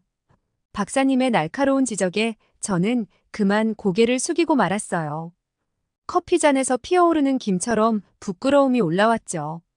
하지만 이것은 시작에 불과했습니다. 박사님이 들려주실 이야기는 제 좁은 식견을 완전히 뒤흔들어 놓을 만한 것이었으니까요. 박사님은 태블릿을 켜시더니 한국의 국방력 순위부터 보여주셨어요. 세계 6위의 군사력을 보유한 나라입니다. 자체 기술로 전투기를 만드는 나라가 전 세계에 몇 개국이나 있을 것 같습니까? 저는 잠시 생각해보다 15개국 정도일까요? 라고 대답했지만 박사님은 고개를 저으셨습니다. 단 6개국뿐이요. 미국, 러시아, 중국, 프랑스, 스웨덴, 그리고 한국입니다. 일본도 이스라엘도 해내지 못한 일이죠. 박사님의 설명이 이어질수록 제 눈은 점점 커져갔어요. 차세대 전투기 KF-21은 F-35를 대체할 수준이며 K 전차는 독일의 레오파드와 어깨를 나란히 하고 있다는 사실이 믿기지 않았습니다. 그런데 더 놀라운 건 따로 있어. 박사님은 화면을 넘기며 반도체 산업 현황을 보여주셨어요. 세계 최첨단 반도체의 핵심 장비를 미국, 일본, 네덜란드와 한국만이 만들 수 있다는 사실을 알고 있습니까? 저는 그저 고개를 절레절레 흔들 수밖에 없었죠. 특히 충격적이었던 것은 한국의 원전 기술이었습니다. UAE 바라카 원전을 건설하며 보여준 한국의 기술력은 서방 국가들도 인정할 수밖에 없었소. 현재 폴란드, 체코, 이집트까지 한국의 원전 건설을 요청하고 있습니다. 박사님의 말씀에 저는 제가 얼마나 한국을 모르고 있었는지 새삼 실감했어요. 삼이야, 당신이 보는 세상은 너무 좁소. 휴대폰이나 만드는 나라라고 치부한 한국은 사실 우리가 가장 주목해야 할 파트너일지 모릅니다. 박사님의 이 말씀은 제 가슴에 깊이 박혔어요. 그날 밤 저는 한국에 대해 깊이 있는 조사를 시작했고 이것이 제 인생의 큰 전환점이 되었답니다. 며칠 밤을 뜬 눈으로 보냈습니다. 무스타파 박사님과의 대화는 제 머릿속을 끊임없이 맴돌았고 박사님이 보여주신 자료들은 마치 환상처럼 느껴졌어요. 수십 년간 쌓아온 제 지식과 경험이 하룻밤 사이에 무너진 듯 했죠. 며칠 지나지 않아 연구소의 복도를 걸을 때마다 동료들의 속삭임 소리가 들려왔어요. 저 사람이래요. 무스타파 박사님께 혼쭐이 났다는 점심시간에도. 연구원들의 수군거림을 피해 혼자 식사를 해야 했죠. 국제관계 전문가로서 이런 무지를 드러냈다는 사실이 너무나 부끄러웠어요. 특히 압둘라 선임 연구원의 눈빛이 가장 견디기 힘들었습니다. 그는 제가 지나갈 때마다 한국의 성장률 보고서를 의도적으로 책상 위에 올려두었죠. 저의 편협했던 시각이 이제는 연구소 전체의 웃음거리가 되어버린 것 같았어요. 결국 이 부끄러움을 씻어내기 위해서는 직접 확인하는 수밖에 없었습니다. 제 눈으로 보고 제 귀로 듣고 제 발로 걸어보아야만 했죠. 그래서 떨리는 마음으로 무스타파 박사님께 연락을 드렸어요. 박사님은 마치 이 순간을 기다리셨다는 듯 흔쾌히 도움을 주셨습니다. 며칠 뒤 한국국제교류재단의 초청장을 받아들고 있자니 묘한 긴장감이 몰려왔어요. 이제 진실과 마주할 시간이었습니다. 결국 저는 직접 확인하기로 마음먹었습니다. 새벽녘 떨리는 손으로 무스타파 박사님께 메일을 보냈어요. 박사님, 제가 한국을 방문하고 싶습니다. 도움을 주실 수 있을까요? 불과 30분 만에 답장이 왔죠. 박사님은 마치 이 순간을 기다리셨다는 듯 한국국제교류재단 측과 통화하셨고 놀랍게도 그날 오후에 공식 초청장을 받았습니다. 10일간의 일정표를 받아들고 있자니 가슴이 뛰었어요. 국방과학연구소, 삼성전자 반도체 캠퍼스, 현대중공업 조선소, 평소라면 꿈도 꾸지 못할 곳들이 일정에 포함되어 있었죠. 제 책상 위에는 아직도 한국은 작은 나라라고 썼던 메모가 남아 있었습니다. 인천공항에 도착한 순간부터 제가 알던 세상과는 달랐습니다. 제가 인천공항에 도착한 순간 저도 모르게 우리 제따 공항과 비교하게 되었습니다. 중동의 허브를 자처하는 제따 공항도 최근 리모델링을 마친 리야드 공항도 이곳과는 차원이 달랐어요. 15분. 입국장에서 출국까지 걸린 시간입니다. 두바이 국제공항에서는 보통 40분에서 1시간은 걸리는 거리죠. 게다가 영국 히드로 공항이나 파리 샤를 드골 공항에서 흔히 겪는 줄 서기도 없었어요. 생체인식 기술이 적용된 입국 심사대는 마치 공상 영화의 한 장면 같았습니다. 특히 놀라웠던 것은 수화물 처리 시스템이었어요. 아부다비 공항에서는 항상 20분 이상 기다려야 했던 수화물이 이곳에서는 제가 입국 심사를 마치자마자 벨트 위에서 돌고 있었습니다. 두바이 공항의 자랑인 자동 수화물 시스템보다 더 빠르고 정확했죠. 입국장을 나서는 순간 아랍어로 된 안내 표지판이 눈에 들어왔습니다. 단순한 번역이 아닌 아랍권 문화를 이해한 섬세한 표현들이었죠. 발걸음을 멈추고 한참을 바라보았습니다. 서구 공항들의 기계적인 아랍어 번역과는 차원이 달랐어요. 더욱 놀라운 것은 기도실이었습니다. 복잡한 동선을 헤매야 했던 히드로 공항과 달리 인천공항의 기도실은 무슬림 동선의 중심부에 위치해 있었어요. 문을 열자 완벽한 방향의 키블라 표시, 우두 시설, 깔끔한 기도 카페까지 마치 리야드 공항의 기도실을 옮겨놓은 듯 했습니다. 스마트폰에 알림이 울렸습니다. 아스르 기도 시간이 30분 남았습니다. 공항 애플리케이션이 자동으로 보내준 알림이었죠. 파리 드골 공항에서 기도 시간을 놓쳐 당황했던 기억이 스쳐 지나갔습니다. 이곳은 달랐어요. 무슬림을 위한 배려가 시스템으로 완성되어 있었습니다. 그렇게 한국에서의 첫인상이 놀라움으로 가득했을 때 뜻밖의 소식이 날아들었습니다. 미국의 고위 외교관 빌 헤이즈가 리야드에서 긴급 기자회견을 열었다는 소식이었어요. 국제 외교가에서 회색의 독수리라 불리는 그는 중동 지역에서 20년 이상 미국의 이권을 관리해온 실세였습니다.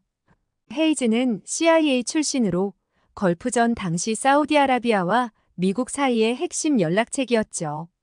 이후 국무부 고위직으로 자리를 옮겼지만 여전히 정보부와 깊은 연관을 가지고 있다는 것이 중동의 공공연한 비밀이었어요. 특히 사우디 군수 산업 분야에서는 그의 한마디가 수십억 달러의 계약을 좌우할 만큼 영향력 있는 인물이었습니다. 호텔 로비의 대형 스크린으로 그의 기자회견 실시간 중계를 보는 순간 제 머릿속이 복잡해졌습니다. 평소에 부드러운 미소 대신 단단히 굳은 표정으로 연단에 선 그의 모습이 어쩐지 불길해 보였어요. 프레스센터의 연단에 선 빌 헤이즈의 얼굴이 대형 스크린을 가득 채웠습니다. 평소의 부드러운 미소는 온데간데 없이 사라졌고 날카로운 눈빛으로 카메라를 직시한 채 발언을 시작했어요. 그의 목소리에는 어떤 긴박감과 함께 숨길 수 없는 노기가 서려 있었습니다. 한국과 중동의 협력 관계를 비판하는 그의 발언이 이어질 때마다 제 뇌리에는 불과 며칠 전 GCC 회의장에서 했던 제 발언들이 떠올랐어요. 한국은 여전히 작은 나라입니다. 단순한 제조업 국가일 뿐이죠. 마치 제 목소리를 듣는 것 같아 등줄기가 서늘해졌습니다. 특히 중동의 미래를 이런 나라에 맡길 수는 없습니다라는 말에서는 단순한 우려를 넘어선 어떤 위협이 느껴졌어요.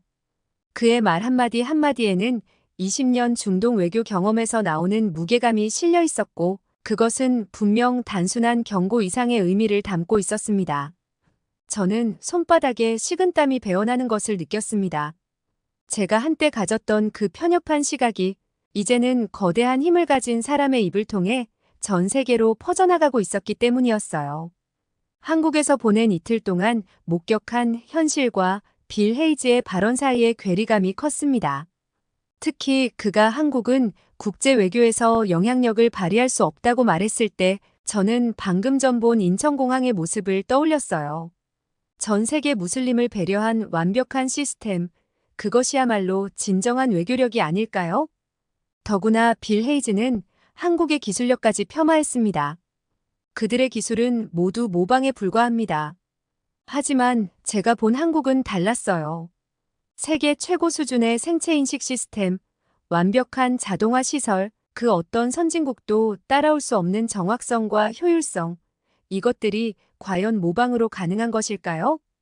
빌 헤이즈의 기자회견이 끝나자마자 휴대폰이 울렸습니다. 화면에 뜬 무스타퍼 이름을 보는 순간 직감적으로 심상치 않은 상황이 벌어졌음을 느꼈어요. 평소 이런 시간에 전화하지 않으시는 분이었기 때문입니다. 무스타파 박사님의 목소리는 처음 들어보는 톤이었습니다. 침착하고 온화했던 그 특유의 어조는 사라지고 마치 전쟁을 앞둔 장수처럼 긴박감이 가득했어요. 빌 헤이즈의 발언에 대해 물으시는 박사님의 질문 속에는 단순한 우려를 넘어선 무언가가 숨어 있었습니다. 그런데 통화 중에 뜻밖의 일이 일어났어요. 박사님은 갑자기 아랍어로 전환하시더니 암호 같은 말씀을 이어가셨습니다. 그들이 우리를 감시하고 있어. 빌은 단순한 외교관이 아니야. 레이시온, 로키드 마틴, 그들의 꼭두각시일 뿐이야. 그리고는 누군가 통화를 도청하고 있을지 모른다며 이후에 대화는 직접 만나서 하자고 하셨죠. 순간 등골이 서늘해졌습니다. 무스타파 박사님은 항상 음모론을 경계하던 분이었어요. 그런 그분이 이런 식의 발언을 하신다는 것은 무언가 심각한 일이 벌어지고 있다는 신호였습니다. 한국에서의 견학이 단순한 산업시찰이 아닌 어쩌면 거대한 음모를 파헤치는 첫 단추가 될 것 같은 예감이 들었어요. 호텔 태블릿으로 자료를 검색하던 중 우연히 발견한 2018년 월스트리트 저널 기사가 제 시선을 붙잡았습니다. 빌 헤이즈, 국무부 입성 전 최고 연봉 방산자문가라는 제목이었어요. 심장이 빠르게 뛰기 시작했습니다. 스크롤을 내릴수록 더 큰 충격이 이어졌습니다. 레이시온 1200만 달러, 로키드 마틴 950만 달러, 그가 자문역으로 받았던 연봉 목록이었죠. 손가락이 떨리기 시작했어요. 이 금액들은 단순한 자문료가 아닌 중동 전체의 군수산업을 좌우할 만한 규모였습니다. 그때 갑자기 제 노트북에서 주식 차트 알림이 울렸어요. 레이시온의 주가가 또다시 6% 하락, 화면을 클릭해보니 충격적인 그래프가 나타났습니다. 작년 한국의 KF-21 전투기가 UAE와 계약을 체결한 시점부터 미국 방산주들은 마치 폭포수처럼 추락하고 있었어요. 손으로 화면을 빠르게 넘기다 문득 멈칫했습니다. 빌 헤이즈의 최근 중동 방문 시점과 주가 하락이 정확히 겹쳐졌어요. 마치 누군가 고의로 이 모든 것을 계획한 것처럼 너무나도 완벽한 타이밍이었습니다. 등줄기로 식은땀이 흘렀어요. 이것은 단순한 우연이 아닌 거대한 음모의 한 조각이었습니다. 한국에서의 일정은 계속되었지만 더 이상 단순한 견학이 아니었습니다. 삼성전자 화성 캠퍼스로 향하는 차 안에서 저는 무스타파 박사님이 언급하신 기업들을 검색해 보았어요. 레이시온, 로키드 마틴 모두 미국의 거대 방산 기업들이었고 중동에서 막대한 이권을 가진 회사들이었습니다. 삼성전자 화성 캠퍼스에 도착했을 때 또 하나의 특이한 정보가 들어왔습니다. 빌 헤이즈가 사우디 방문 직후 이스라엘로 급히 향했다는 소식이었어요.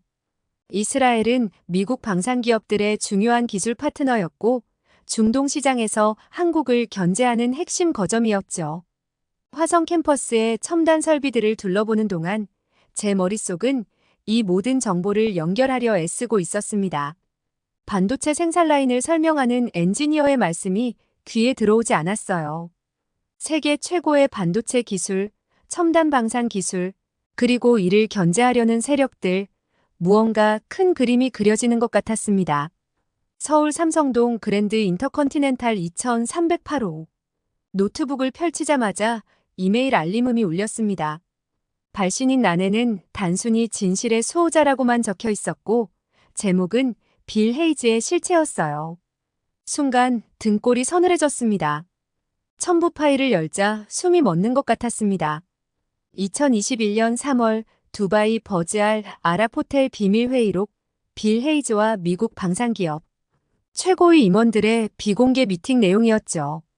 문서에는 한국의 중동 진출 저지를 위한 전략적 접근 방안이라는 제목이 붉은색으로 표시되어 있었어요. 스크롤을 내릴 때마다 더 충격적인 내용들이 나왔습니다. 우리 국가의 고위 관료들에게 전달된 검은 돈의 내역, 한국 방산기업을 음해하기 위해 조작된 보고서들, 심지어 중동 언론을 매수하려 했던 시도까지 모든 증거가 완벽했어요. 메일 하단에는 짧은 메시지가 있었습니다. 이것은 시작에 불과합니다. 당신이 진실을 밝혀야 합니다. 내일 오전 10시 삼성동 코엑스몰 별마당 도서관에서 만납시다. 흰색 마스크를 쓰고 오십시오. 손가락이 떨리기 시작했습니다. 창밖으로 보이는 서울의 야경이 갑자기 섬뜩하게 느껴졌어요. 누군가 저를 지켜보고 있다는 느낌, 방 안의 공기가 차갑게 식어가는 것 같았습니다.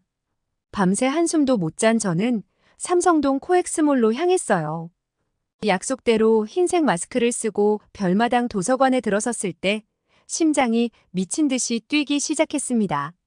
거대한 책장들 사이로 수많은 사람들이 오가고 있었어요. 누가 저를 만나러 올지, 어떤 추가 정보를 얻게 될지 긴장된 마음으로 기다리고 있었죠. 그때 누군가 제 어깨를 툭 쳤습니다. 놀라서 돌아보니 뜻밖의 인물이 서 있었어요. 빌 헤이즈의 전 비서였던 마이클 린이었습니다. 그는 작년까지 헤이즈의 그림자처럼 따라다니던 사람이었죠.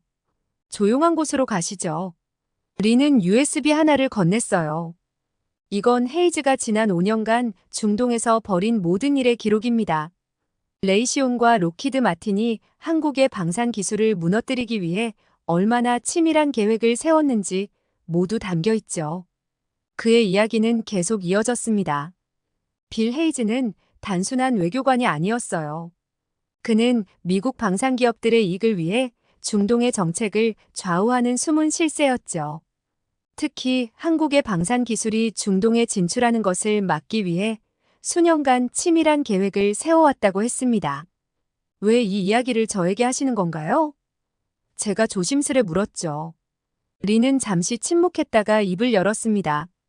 헤이즈의 계획이 성공하면 중동은 영원히 미국 방산기업들의 놀이터로 남게 될 겁니다. 저는 그것을 더 이상 지켜볼 수 없었어요. 갑자기 그의 얼굴이 굳어졌습니다. 누가 오는 것 같네요. 이제 가봐야겠습니다. USB의 내용을 잘 확인해 보세요. 그리고 조심하십시오. 당신을 지켜보는 눈이 많다는 걸 잊지 마세요. 그는 그렇게 말하고는 후다닥 사라졌어요. 도서관을 나서는 순간 저는 이제 돌이킬 수 없는 진실을 마주하게 되었다는 것을 깨달았습니다. 이것은 단순한 국가 간의 경쟁이 아닌 거대한 이권을 둘러싼 음모였어요. 그리고 저는 그 한가운데 서 있었습니다. USB의 내용을 확인하는 순간 모든 것이 명확해졌습니다. 빌 헤이즈는 중동 각국의 지도자들에게 압박을 가하기 시작했어요. 그의 전략은 교묘했습니다. 한국의 기술력을 의심하게 만드는 조작된 보고서를 배포하고 허위 정보를 언론에 흘리기 시작했죠. 특히 충격적이었던 것은 UAE와 사우디아라비아의 주요 언론들이 갑자기 한국의 방산 기술을 의심하는 기사들을 쏟아내기 시작했다는 점이었습니다. 한국의 전투기는 안전한가? 중동의 안보 한국에 맡겨도 될까? 이런 제목의 기사들이 연이어 등장했어요. 마치 누군가의 지시로 움직이는 것처럼 보였죠. 더구나 빌 헤이즈는 한 걸음 더 나아갔습니다. 한국이 이란과 비밀리에 기술 협력을 하고 있다는 거짓 정보를 퍼뜨린 것이었어요. 이는 사우디아라비아와 같은 국가들을 자극하기에 충분했죠. 중동 내부에서 한국에 대한 의심이 피어오르기 시작했습니다. 하지만 린이 제공한 USB에는 이 모든 것이 조작되었다는 증거가 있었어요. 조작된 보고서의 원본 파일들, 언론사와 주고받은 이메일들, 심지어 검은 돈의 송금 내역까지 모든 것이 빌 헤이즈를 향하고 있었습니다. 이대로 있을 순 없었어요. 저는 무스타파 박사님께 연락을 드렸습니다. 박사님, 모든 증거를 확보했습니다. 하지만 이걸 어떻게 공개해야 할지 박사님은 잠시 침묵하셨다가 말씀하셨어요. 사미야, 우리에겐 아직 한 가지 카드가 남아있네. 다음 주 리야드에서 열리는 중동 방산기술 박람회, 그곳에서 모든 것을 밝히세요. 하지만 상황은 시시각각 험악해져 갔습니다. 제가 머물던 호텔 주변에서 수상한 사람들이 목격되었고 제 휴대폰은 해킹 시도로 몸살을 앓았어요. 누군가 저를 감시하고 있다는 것이 분명했습니다. 그들은 제가 가진 증거를 없애려 할 것이 분명했죠. 그래서 저는 결단을 내렸습니다. 모든 증거를 여러 곳에 분산 보관하고 만약의 사태에 대비해 주요 언론사들에도 사본을 전달했어요. 이제 남은 것은 박람회장에서의 최후의 승부뿐이었습니다. 진실이 밝혀지는 그 순간까지 이 위험한 게임을 계속해야만 했죠. 리야드 국제전시장에서 열린 중동 방산기술 박람회. 저는 단상 위에 서서 마지막 발표를 준비하고 있었습니다. 객석에는 중동의 주요 국가대표들과 언론인들이 가득했고 빌 헤이즈도 최전열에 앉아 있었어요.